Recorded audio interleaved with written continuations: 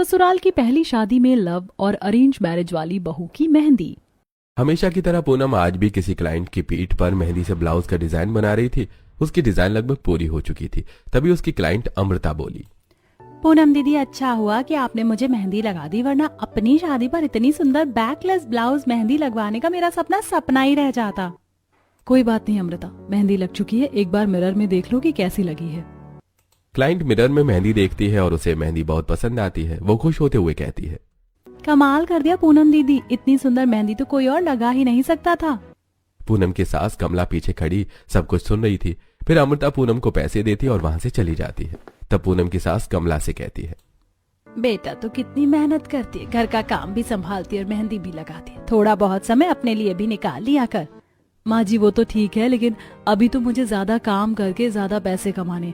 आपको बताया था ना, इनका फोन खराब हो गया और मुझे इन्हें फोन गिफ्ट करना है। अच्छा कर लेना काम, अभी तो खाना बनाने का समय हो रहा है, जल्दी से किचन में जा और खाना बनाने की तैयारी कर ले, वरना अगर काजल बहू पहले ही किचन में चली गई तो शीतल मुझे बहुत सुनाएगी, और फिर तू तो जानती है कि मेरी और शीतल की वैसे ही नहीं बनती। जी माँ जी, मैं अभी जाती हूँ। पूनम किचन में जाती है तो देखती है कि काजल पहले से ही वहां खाना बना रही थी। तभी कमला की देवरानी शीतल वहां पर आती है और कहती है, दीदी मेरी बहू तो कब से खाना बनाने के लिए किचन में आ गई है, अभी तक तो आधा खाना भी बन गया होगा, लेकिन आपकी बहू तो देर से आई है। हाँ तो मेरी बहू बेचारी अकेली क्या क्या काम करेगी, अभी अभी क्लाइंट को मेहंदी लगा कर आ रही है। मेरी बहू में खाना बनाने के अलावा और भी टैलेंट है, उसे मैं जो पसंद करके लाई हूँ। देखो दीदी मुझे ताने मत मारो, मेरे बेटे ने लव मैरिज की है तो क्या हुआ, मेरी बहू लाखों में एक है, और सबसे बड़ी बात तो ये है मेरी बहू तुम्हारी बहू की तरह सिंपल नहीं मॉडर्न है। आजकल तो मॉडर्न होने बड़े गर्व की बात होती है। हाँ हाँ तू तो ऐसा ही कहेगी ना, तुझे अपनी बहू को पसंद करने का मौका जो नहीं मिला। उनकी बढ़ती बहस को देखकर दोनों बहुएं भी परेशान हो जाती हैं। तभी कमला का बेटा कुशल कहता है, माँ चाची आपने ये क्या बहस लगा रखी है, आप दोनों को तो देखकर लगता है कि आप लोग बड़े ही नहीं हुए, हरदम बच्चों की तरह लड़ते रहती हो। उधर देवरानी जेठानी के आपसी विवाद थे, तो यहाँ काजल भी पूनम को कुछ खास पसंद नहीं करती थी। दरअसल कमला और शीतल देवरानी जेठानी थी। दोनों की सोच में फर्क होने की वजह से दोनों की अक्सर आपस में बहस होती रहती थी। कमला की बहू पूनम एक गांव की सीधी सादी लड़की थी, जिसे अपनी शादी के पहले से ही बहुत अच्छी मेहंदी लगानी आती थी, और उसका बैकलेस ब्लाउज मेहंदी का डिजाइन तो सभी को बहुत पसंद आता था। शादी के बाद कमला ने ही उसे अपना काम फिर से शुरू करने के लिए कहा था, इसीलिए पूनम घर के काम के बाद ग्राहकों को मेहंदी भी लगाया करती थी। जबकि शीतल का छोटा बेटा नवीन ने कॉलेज खत्म होते ही अपनी कॉलेज की लड़की काजल से बिना बताए लव मैरिज कर ली थी। ऐसी समय बीतने लगा। एक दिन पूनम अपनी सास कमला से कहती है, माँ जी मैं बाजार जा रही हूँ, मैंने पैसे इकट्ठे कर लिए हैं और मुझे इनके लिए फोन खरीदना है। ठीक है बेटा तू जा। पूनम बाजार चली जाती है। तभी शीतल और उसकी बहू काजल वहां आ जाती है तो कमला पूनम की तरफ देखते हुए कहती है, देखा शीतल, लाखों में एक है मेरी बहू, मैं पसंद करके लाई थी उसे, घर का काम भी करती है और मेहंदी लगाकर पैसे भी कमाती है, और आज उन्हीं पैसों से अपने पति को नया फोन दिलाने के लिए गई थी। हाँ हाँ दीदी पता है, आपकी बहू एक गांव से आई है तो वो इतना सब कुछ कर सकती है, लेकिन मेरी बहू शहर की है, वो थोड़ी नाजुक है, लेकिन वो भी किसी से कम नहीं है। इस तरह अक्सर देवरानी जेठानी के विवाद होते रहते थे। एक दिन की बात है, काजल की नंद सुप्रिया की कुछ सहेलियां काजल से मिलने आई। सुप्रिया काजल के पास आकर बोली, काजल भाभी मेरी कुछ सहेलियां मुझसे मिलने आई हैं, प्लीज आप उनके लिए नाश्ता लगा दो। ठीक है सुप्रिया, मैं अभी लगा देती हूँ। अब काजल नाश्ता बनाती है। तभी पूनम भी वहां आ जाती है। पूनम कहती है, अरे काजल अभी नाश्ता बना रही हूँ, कोई मेहमान आया है क्या? हाँ भाभी, सुप्रिया की सहेलियां आई हैं। अच्छा चलो मैं भी तुम्हारी मदद करवा देती हूँ। अब पूनम भी काजल की मदद करवाती है और दोनों बहुएं मिलकर सुप्रिया की सहेलियों के लिए नाश्ता लगाती हैं। तभी सुप्रिया की सहेली नीलिमा पूनम को देखकर कहती है, अरे आप तो वही हो ना जिसने मेरी सहेली प्रिया को बैकलेस ब्लाउज मेहंदी डिजाइन लगाई थी? जी हाँ मैं वही हूँ। अच्छा हुआ आप मुझे मिल गई, प्रिया के पास से भी आपका नंबर खो गया था, आपने बहुत अच्छी मेहंदी लगाई थी और अगले हफ्ते मेरी शादी है, प्लीज आप मुझे भी मेहंदी लगा देना, क्योंकि आपकी मेहंदी की डिजाइन तो सचमुच ऑसम होती है। जी जरूर। नीलिमा तारीफ कर रही थी और कमला और शीतल दोनों पीछे खड़ी होकर ये तारीफ सुन रही थी। तभी कमला कहती है, मैं तो हमेशा ही कहती हूँ कि मेरी बहू लाखों में एक है, आखिर उसे पसंद जो मैंने किया है। बस करो दीदी, अब झगड़ा मत शुरू कर देना। थोड़ी देर बाद नीलिमा चली जाती है। तब कमला कहती है, अरे पूनम बहू, मैं तो तुझे ये बताने आई थी कि तेरी एक क्लाइंट का कॉल आया था, वो आधे घंटे में तुझसे मेहंदी लगवाने आ रही है। तो काजल बहू, ऐसा करो कि खाना तुम ही बना लो। ये क्या बात हुई कमला दीदी, आपकी बहू पूरा समय बस बैठकर मेहंदी लगाती रहती है और मेरी बहू खाना बनाती रहती है। आज तो आपकी बहू मेहंदी लगाकर किचन में जाएगी तो ही मेरी बहू साथ में खाना बनवाएगी। तभी शीतल का पति सुरेश वहां आता है और कहता है, ये क्या लगा रखा है तुमने शीतल, मेरी बहू तुम्हारी बहू, अरे दोनों ही बहुएं घर का हिस्सा है। अगर एक मेहंदी लगा रही है तो दूसरी को खाना बना लेने दो, इसमें क्या दिक्कत है। काजल बहू, तुम जाओ जाकर खाना बना लो।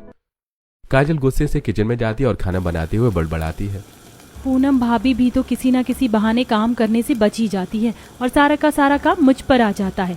और बड़ी माँ तो हमेशा ही अपनी बहू की तारीफ करती रहती है। ऐसा लगता है कि वो अरेंज मैरिज करके आई हैं तो बहुत स्पेशल हो गई हैं, और मैं लव मैरिज करके आई हूँ तो मैं बहुत ही खराब हो गई। अरे क्या हुआ अगर वो सुंदर मेहंदी लगाती है, मुझ में भी बहुत सारी खूबियाँ हैं।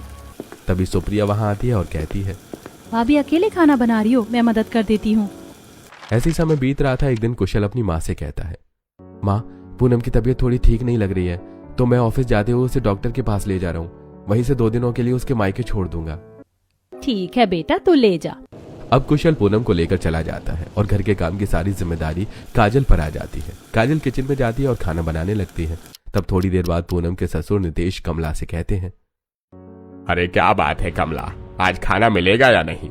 अरे मुझे ऑफिस भी तो जाना है। आज मेरी बहू घर पर नहीं है तो ऐसा लग रहा है कि भूखे ही रहना पड़ेगा। क्या बात कर रही हो दीदी, आपकी बहू घर पर भी रहती है तो कौन सा काम करती है? सारा दिन तो वो मेहंदी लगाती है और काजल अकेली खाना बनाती रहती है।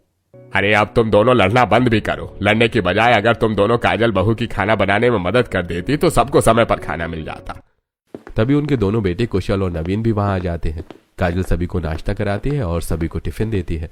उसके बाद काजल घर की साफ सफाई और बाकी का काम निपटाती है। फिर शाम हो जाती है तो शीतल काजल से कहती है, काजल बहुत शाम हो रही है, तू जल्दी से किचन में जा और खाने की तैयारी कर ले। अगर देर हो जाएगी तो खामखा दीदी को अपनी बहू की तारीफ करने का मौका मिल जाएगा।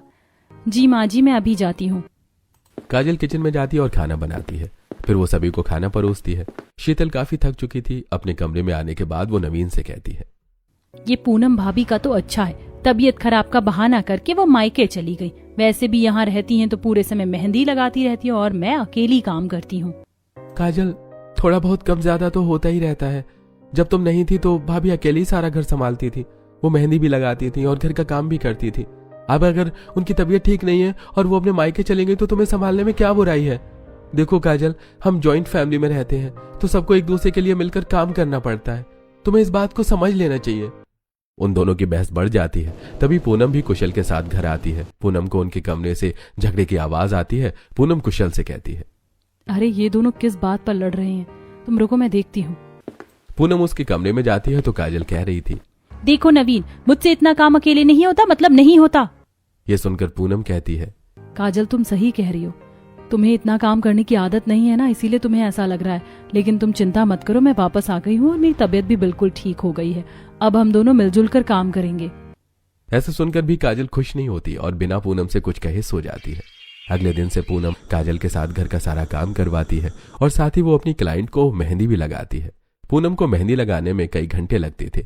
इस तरह उसका सारा दिन मेहंदी लगाने और घर के काम में निकल जाता है। कई बार तो वो रात को सो भी नहीं पाती थी। ऐसे ही समय बीत रहा था। काजल का बर्थडे आने वाला था, लेकिन घर में काजल के बर्थडे की कोई प्लानिंग नहीं चल रही थी। एक दिन काजल अपने कमरे की सफाई करते हुए अपने आप से कहती है, कल मेरा बर्थडे है। मेरे मायके में तो मैं अपना बर्थडे कितनी धूमधाम से मनाती थी, माँ मुझे सरप्राइज भी देती थी, लेकिन यहाँ तो किसी को मेरा बर्थडे याद तक नहीं है। सफाई करते करते काजल किसी काम से पूनम के कमरे की तरफ गई। तभी उसने पूनम को अपनी सास से बातें करते हुए सुना, माँ जी, मैंने सरप्राइज पार्टी की सारी तैयारी कर ली है। हम काजल का पहला बर्थडे धूमधाम से मनाएंगे। काजल को इस बात का एहसास नहीं होना चाहिए कि उसके बर्थडे में किसी तरह की कोई कमी रह गई है। इसीलिए मैंने काजल के घर वालों को भी इनवाइट कर दिया है, केक और मिठाइयों का ऑर्डर भी दे दिया है और बाकी मेहमानों को भी कह दिया है। वो तो ठीक है बहू, लेकिन इतने पैसों का इंतजाम कहाँ से होगा? माँ जी, पैसों की चिंता आप मत कीजिए, मैंने मेहंदी लगाकर पर्याप्त पैसे इकट्ठा कर लिए हैं, मैं सब देख लूंगी। ये सुनकर काजल भावुक हो जाती है और आगे जाकर कहती है, सॉरी भाभी, मैंने आपकी सरप्राइज पार्टी के बारे में समय से पहले ही सुन लिया। मैं तो सोच रही थी कि इस घर पर मेरा बर्थडे किसी को याद भी नहीं, लेकिन आपने तो मेरी बर्थडे की तैयारी भी कर ली और मुझे बताया भी नहीं। थैंक यू सो मच भाभी। मुझे हमेशा ऐसा लगता था कि आपको अपनी मेहंदी लगाने के टैलेंट पर बहुत घमंड है, लेकिन सच तो ये है आप मेहंदी लगाकर पैसे इकट्ठा करके भी दूसरों के लिए ही खर्च करती हो। मैंने आपको खुद पर खर्च करते कभी नहीं देखा। आप सचमुच बहुत अच्छी हो। अरे अरे काजल, अब इतनी भी तारीफ मत करो। मेरी बहू तो है ही लाखों में एक, लेकिन तुम्हारी सास ही नहीं मानती काजल। तब तक शीतल भी वहां आ जाती है और ये सारी बातें सुनकर कहती है, रहने दो कमला दीदी, ये तो मेरी बहू का बड़प्पन है जो वो पूनम बहू की तारीफ करी, वरना मेरी काजल बहू किसी से कम थोड़ी ना है। और फिर कमला और शीतल फिर से बहस शुरू कर देती हैं। तब पूनम काजल से कहती है, काजल, इन दोनों देवरानी जेठानी को बहस करने देते हैं और हम दोनों देवरानी जेठानी कल के लिए कुछ तैयारी कर लेते हैं। चलो मेरे साथ। फिर दोनों हॉल में आती हैं जहां नीलेश और सुरेश बैठे टीवी देख रहे थे। उन्हें देखकर कमला का पति नीलेश कहता है, अरे पूनम बहू, काजल बहू, क्या बात है, तुम दोनों की सास कहाँ है? अरे कहाँ होगी, दोनों बहस कर रही होंगी। एक कह रही होगी मेरी बहू अच्छी है और दूसरी कह रही होगी मेरी बहू अच्छी है। अरे भाई, लेकिन तुम दोनों उनकी बहस में मत आना, उनका सालों का साथ और सालों से झगड़ा है। पिताजी, क्या वो हम दोनों के आने से पहले भी ऐसे ही बहस किया करती थी? हाँ हाँ बहू, बिल्कुल ऐसे ही हो, लेकिन तब टॉपिक बहू का नहीं था। वैसे तो उन्हें बहस के लिए किसी टॉपिक की जरूरत ही नहीं पड़ती। अपने ससुर की बातें सुनकर दोनों हंसने लगते हैं। उसके बाद पूनम काजल से कहती है, काजल, तुम मेरे कमरे में आओ, मुझे तुमसे कुछ काम है। काजल पूनम के कमरे में जाती है तो पूनम उसे एक ट्यूब टॉप देकर कहती है, काजल, ऐसा करो कि इसे पहन कर आ जाओ। इसे पहनकर? लेकिन क्यों? इसीलिए कि कल तुम्हारा बर्थडे है और मैं चाहती हूँ कि मैं तुम्हें बैकलेस ब्लाउज की मेहंदी डिजाइन लगाऊं। तुम पर वो बहुत सुंदर लगेगी। ये सुनकर काजल बहुत खुश हो जाती है और कहती है, सच में पूनम भाभी, मैं तो कब से बैकलेस ब्लाउज की मेहंदी डिजाइन लगाना चाहती थी, लेकिन कभी कोई मिला ही नहीं जो मुझे लगा देता। अब पूनम काजल को बैकलेस ब्लाउज की मेहंदी डिजाइन लगाती है। उसके पूरे पेट पर ब्लाउज जैसी डिजाइन बनाती है। काजल अपने आप को आईने में देखती है तो बहुत खुश हो जाती है। अगले दिन पार्टी शुरू हो जाती है। पूनम एक सिंपल सी साड़ी पहनकर रेडी हो जाती है और काजल ट्यूब टॉप पर एक सुंदर सी साड़ी पहनती है जिससे उसकी पूरी मेहंदी डिजाइन शो हो रही थी। तभी सुप्रिया भी तैयार होकर वहां आ जाती है। उसने ब्लैक कलर का वन पीस पहना था। सुप्रिया बहुत सुंदर लग रही थी। वो लोग मेहमानों से बातें करते हैं। थोड़ी देर बाद काजल के घर से उसके माता पिता, भाई और बहन भी आ जाते हैं। काजल दौड़कर अपने माँ और पिताजी को गले लगा लेती है और कहती है, माँ पिताजी, मुझे पूरा विश्वास था कि आप लोग जरूर आएंगे। कैसे नहीं आते बेटा, अपनी जान सी प्यारी बेटी को कैसे छोड़ देते। तेरे पापा तो सुबह से ही बहुत एक्साइटेड थे। कैसी हो काजल बेटा? अच्छी हूँ पिताजी, आइए मैं आपको अपने ससुराल वालों से मिलवाती हूँ। अपने परिवार को काजल अब सभी से मिलवाती है। सभी से मिलकर वो लोग बहुत खुश होते हैं। वो लोग काजल को गिफ्ट भी देते हैं। सभी लोग मिलकर केक काटते हैं। फिर काजल का भाई कमलेश काजल के पास आता है और कहता है, यार काजल, तेरी नंद बहुत स्मार्ट है, ब्लैक ड्रेस में तो गजब लग रही है। इसका मतलब है कि पापा से कहकर तेरी शादी करवानी पड़ेगी मुझे। हाँ प्लीज यार, अपनी नंद के साथ मेरी शादी की बात करना। ठीक है, अपनी बर्थडे के बाद मैं शादी की बात करती हूँ। बर्थडे पार्टी खत्म होने के बाद काजल अपने ससुराल वालों से अपनी नंद की शादी की बात करती है। माँ जी, पिताजी, अगर आप लोगों को मेरा भाई पसंद हो तो सुप्रिया की शादी हम उससे करवा सकते हैं। हाँ काजल, क्यों नहीं, तुम्हारा भाई दिखने में स्मार्ट है, इंजीनियर भी है, सारी चीजें ऐसी हैं जैसी हमें चाहिए। हाँ काजल माँ सही कहती है। अगर तुम्हारे घर वालों को कोई ऐतराज नहीं है तो हमें भी इस रिश्ते से कोई ऐतराज नहीं है। बस एक बार सुप्रिया से पूछ लो। यह सुनकर सुप्रिया शर्माते हुए कहती है, अगर आप लोगों को ये रिश्ता पसंद है तो भला मुझे क्या ऐतराज हो सकता है। अरे ठीक है काजल बहू, तो तुम अपने घर वालों से बात कर लो, हम कल ही उनके घर चलेंगे। अगले दिन काजल के सभी ससुराल वाले कमलेश के घर जाते हैं। इस तरह जल्दी ही कमलेश और काजल की शादी पक्की हो जाती है। दोनों ही घरों में धूमधाम से मंगनी की तैयारियां होने लगती हैं। सुप्रिया अपनी शीतल से कहती है, माँ, आज हम सभी शॉपिंग पर चलते हैं। सभी लोग अपने अपने लिए कपड़े ले लेंगे और बाकी की चीजें भी खरीद लेंगे। ठीक है बेटा, चलो। सभी लोग शॉपिंग के लिए मार्केट जाते हैं। कमला अपनी बहू पूनम से कहती है, पूनम बहू, तू तो अलग अलग तरह की ढेर सारी मेहंदी खरीद ले। सुप्रिया की मंगनी में तू सभी को मेहंदी लगा देना। जी माँ जी। पूनम, तो बाकी सबके लिए मेहंदी खरीद लेना, लेकिन सुप्रिया के लिए मत खरीदना। मैं तो सुप्रिया के लिए मेहंदी लगाने वाली बाहर से ही बुलवाऊंगी। लेकिन माँ जी, बाहर से बुलवाने की क्या जरूरत है? पूनम भाभी से अच्छी मेहंदी तो पूरे शहर में कोई नहीं लगाता।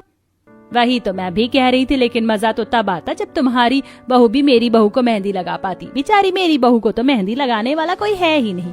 मुझे तो ऐसा लगता है कि मुझे बाहर से मेहंदी लगाने वाली बुलानी पड़ेगी अपनी बहू के लिए। देखो दीदी, अपनी बहू की मुझसे इतनी तारीफ तो मत ही किया करो, एक ही तो खूबी है उसमें। माँ प्लीज आप लोग अपनी बहस बाद में कर लेना, अभी हम शॉपिंग कर लेते हैं। अब सभी लोग अपनी अपनी पसंद की चीजें लेने लगते हैं। फिर सभी लोग घर वापस आ जाते हैं और मंगनी की तैयारी में लग जाते हैं। एक दिन पूनम और काजल हॉल में बैठे बातें कर रहे थे, तभी सुप्रिया वहां आती है और कहती है,